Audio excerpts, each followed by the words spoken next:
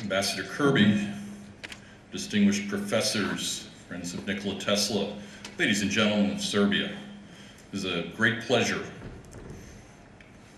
for me to be reconnected. It is a great pleasure for me to be here.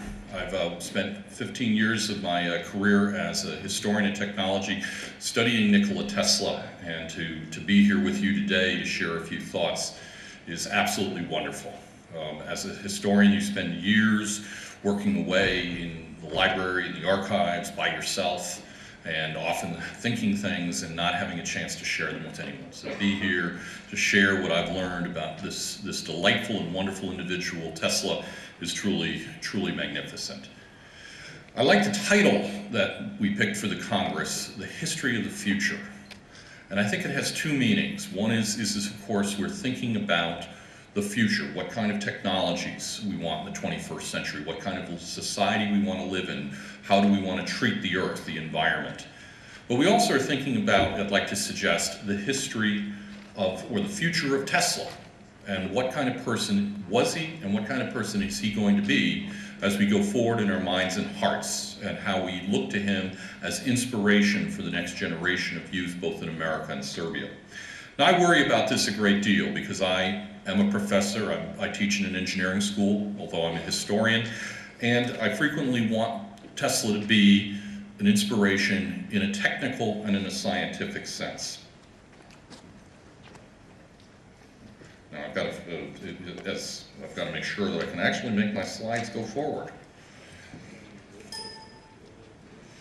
Oh, there we go. And it's troubling to me, again, as an educator, because so much of what we learn about Tesla, at least in popular culture in America, is peculiar and annoying and worrisome. Some people say that he's a brilliant genius who invented everything in the 20th century, a veritable Leonardo da Vinci. And that's fine, but that's just one perspective. There are other people who think that Tesla was completely eccentric and perhaps disturbed. And he had great visions, but he seldom finished any of his inventions. I think that's a very unfair way to characterize Tesla. And then, if you really want to get out on the fringes, there are indeed people who have described Tesla as being a space alien who came from Venus on the wings of a giant dove to save humanity from its worst habits. All of these things I don't accept. And indeed, my concern is we formulate a different way of thinking about Tesla. And I only bring these things up just to say we need to create a Tesla that is going to be valuable and useful for the future. Tesla, with great personal intellectual courage, said, I'm going to do the opposite. I'm going to be a maverick. I'm going to change the magnetic field in the motor in the stationary part, the stator. And by doing so, he needed to use a rotating magnetic field. And that was his great insight, to reverse which part of the motor should have a rotating magnetic, or have a changing magnetic field. It allowed AC electricity to be used for power and lighting. Now, I put this particular diagram up here not to give you an engineering lesson. You can read the caption, but to tell you to set up another story. You see that the motor up there on the screen has a generator on the right-hand side, and then there is a large donut-shaped object on the left-hand side. The left-hand side, that donut-shaped thing, is Tesla's experimental motor. The way Tesla demonstrated that this rotating magnetic field was taking place is into that donut, he put a tin can, basically the can about this size, that shoe polish had come in. And he punched a hole in the middle and he put a thumbtack in the middle so it had a pivot so it could spin around like a top. And he put that in the middle of the donut, and he turned on the electricity. It was two-phase alternating current. And lo and behold, the rotating magnetic field caused the tin can to spin. And Tesla said, "Eureka!" and made a motor.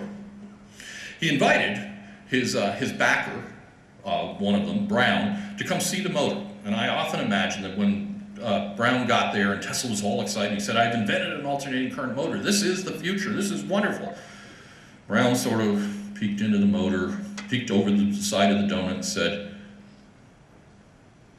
"It's a tin can. You made a tin can spin.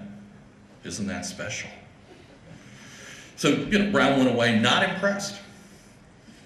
So what did Tesla do? Again, it's the fortitude, it's the intellectual courage that he had. He went in and he said to Brown and Peck, he said, you know how Columbus got the money to sail to America? And they go, yeah, we've heard the whole story, that he went to see Queen Isabella at her court, and Queen Isabella wasn't paying any attention, and Columbus got into a big argument with all the scholars there, and essentially finally Columbus had it up to here with the scholars, and he said, can you make an egg stand on end? And the scholars said, oh, tut, I don't think so. And Columbus said, bring me an egg. And they brought him an egg, and Columbus took a spoon, whacked off the bottom of the egg and stood it up. Queen Isabella kind of, sort of looked from her throne and she said, I like that guy, give him money. And that's how Columbus got the money to sail to the New World. That's the legend. So Tesla tells Peck and Brown this entire story, and they go, yeah. Tesla says, but what if I make the egg not only stand on end, but spin? I said, if you can do that, we'll give you money to patent and complete this invention. So the next day, Tesla got himself a copper egg, put it in the donut, turned on the electricity, and lo and behold, in front of their very eyes, Peck and Brown saw the egg spin and then come up on spin on its big vertical axis like you see in the picture. That is, ladies and gentlemen, what I mean by an illusion. Tesla was a master of finding a story, a metaphor, or a value to connect his inventions to the hopes and dreams that people had. Peck and Brown taught Tesla an important set of lessons about business. They said, don't worry about manufacturing your motors. What we want to do is follow a three-pronged strategy. We're going to help you get strong patents, what today we would call intellectual property. We're then going to publicize your accomplishments through lectures and demonstrations and stories in the newspaper. Get everybody excited about it. Tesla decided to test out those ideas by going to Colorado Springs. And for about 8 months in 1899, he conducted a series of experiments, building a giant Tesla coil. That's what you see on the left, and that is Tesla indeed, reading a Serbian book underneath the sparks. And on the right is his little receiver out in the field, and that is Pikes Peak in the background. And Tesla was enormously pleased that energy was pumped through the earth, and he was able to make that little light bulb light up that was connected to that coil, which is the big black cylinder that you see on the right. With that success, Tesla returned to New York, and in 1900 boldly announced that he was going to send messages and power across the Atlantic in a mere 8 months to the next Paris World's Fair. He published an article that appeared in Century magazine that boldly laid out his vision for how technology was going to change the world in the 20th century. And he confidently moved into the Waldorf Astoria Hotel, dressed to the nines, ate dinner at the finest restaurants, and basically projected a high degree of confidence. And he really believed that if you say all the right things, then success will follow. Success followed for a moment in that he secured money from J.P. Morgan, and he was able to build an elaborate experimental station on the North Shore of Long Island that you see in the lower picture. And there he erected the tower, but more importantly, he had a shaft, a tunnel, underneath the tower, which is where he was going to send the electrical energy into the Earth's crust. Now, through the 1890s, Tesla is constantly watching his rival, Marconi. And by the time Tesla starts building Wardenclyffe, the power station in Long Island, Marconi has decided that he needs to finally get ahead of Tesla. And he sets on a crash mission, Marconi, to become the first to transmit across the Atlantic. Now, to be sure, Tesla did not know about packet switching. He did not know about computers. He did not know about all of the rich, powerful technology we need to have to develop the internet. But what I'd submit to you, ladies and gentlemen, is Tesla understood that the 20th century would see an information revolution, and unlike anyone else, some very creative ideas about a steam turbine and some other inventions. In the 1930s, he announced that he had come up with a particle beam weapon that was going to protect America from invading airplanes. And all of this led to a lot of speculation about conspiracies and complicated things happening to Tesla. Happy to talk about those, individually. but I want to focus on the fact that he had solid accomplishments as an inventor, as an entrepreneur, as an artist. So let me summarize those.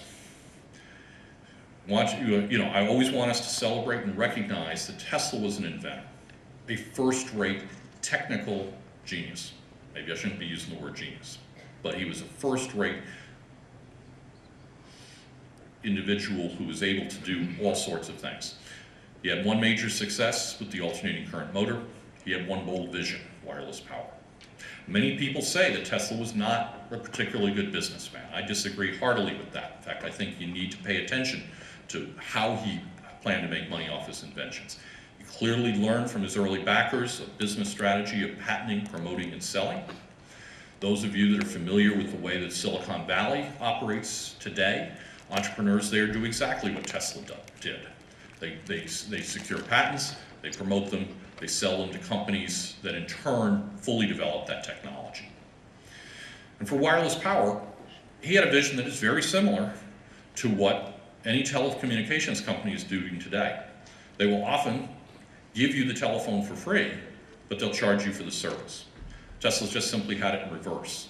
I'm going to give you the service, the information for free, but I'm going to charge you for the receiver. And I'd like to suggest that there's value in thinking about Tesla as relying not only on science, but also on art. He was concerned as much about the meaning that people put on his technologies as he was on how they functioned.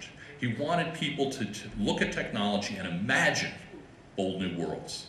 And to do that, he had to engage all sorts of social values, metaphors, dreams, and wishes.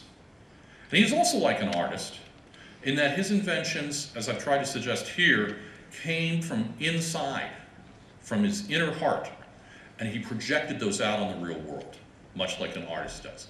And somewhat different than what we often have engineers do, which is go out, measure things, and on the basis of what they measure, then design the world. Tesla, the arrow ran the other way. From within, impose that vision out there on the world. And so he reveals how these creative domains come together.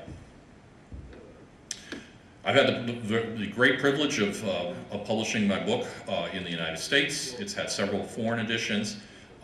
This week, the new edition in Serbian has come out. I am very grateful for my publisher here in Novi Sad that brought out this splendid edition. And I'll leave you with this one image of Tesla's legacy. It shows electric lights beaming across the earth at nighttime. And all of that electricity, 99% of that electricity, is delivered by alternating current using the very technology, the very ideas that Tesla brought to life in the 1880s and 1890s. Thank you.